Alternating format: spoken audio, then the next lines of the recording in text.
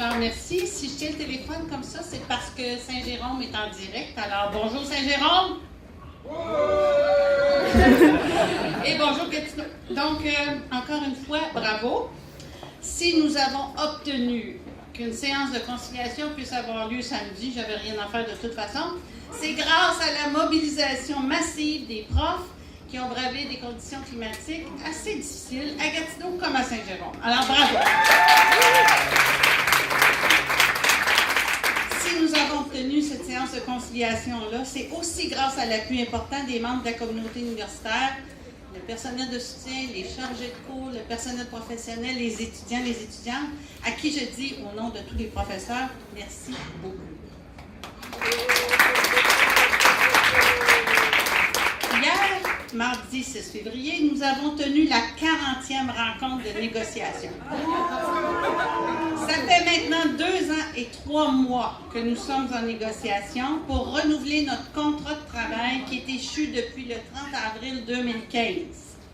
Il reste très peu d'éléments à régler, mais la direction de l'UQO demeure campée sur ses positions, des positions intenables à notre avis, et je vous explique. Parmi les quelques éléments qui restent à régler, il y a celle de reconnaître aux professeurs le pouvoir de désigner leurs représentants et leurs représentantes dans les instances et comités.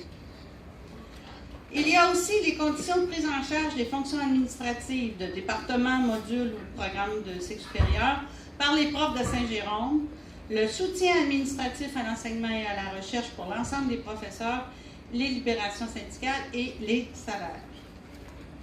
Depuis le début de la négociation, l'équipe patronale persiste à dire que la direction va continuer à nommer nos représentants.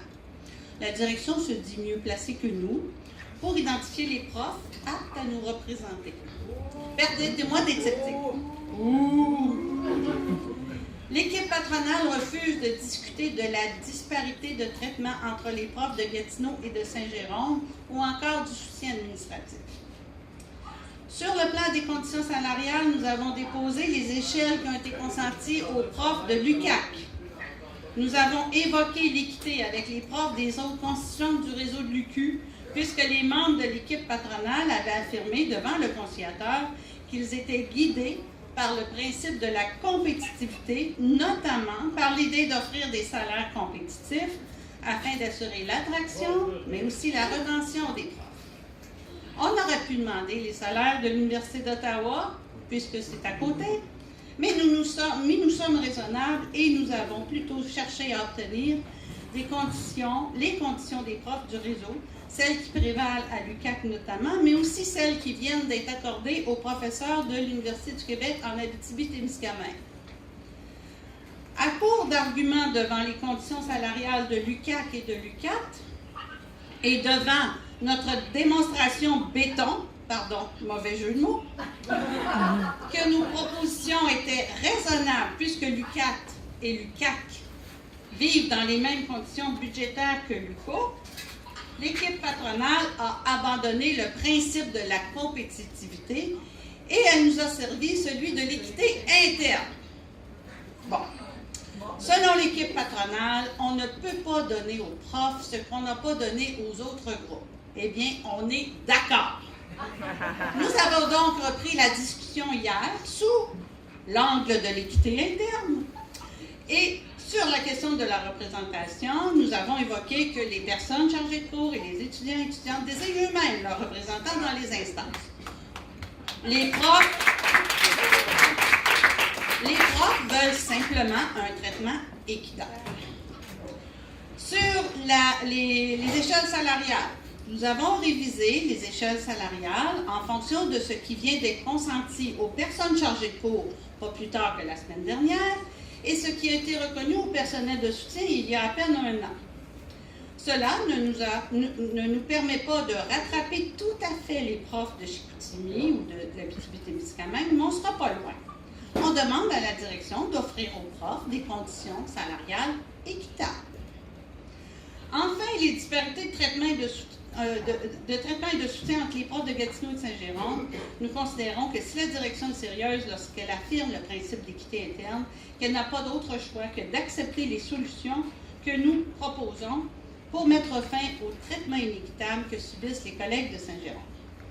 Bref, qu'on prenne notre proposition de règlement sous l'angle de l'équité, de la compétitivité avec les autres profs du réseau ou encore de l'équité interne avec les membres des autres groupes, notre proposition de règlement est raisonnable, raisonnée et tout à fait acceptable.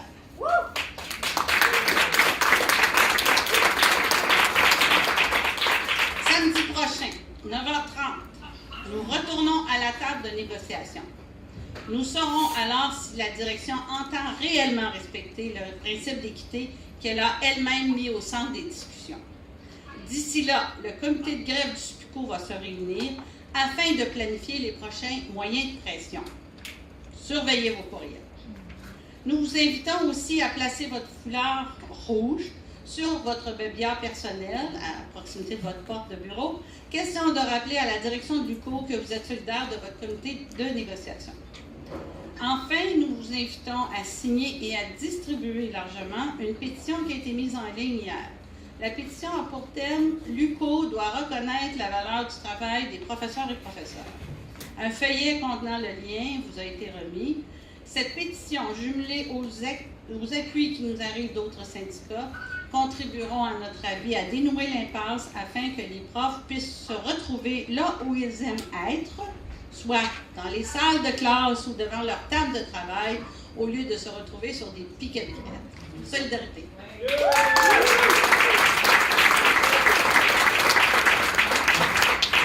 Donc, merci, bon appétit. Je pense qu'il reste encore de la pizza ici à Gatineau. À Saint-Jérôme, je présume qu'elle est au moins aussi bonne.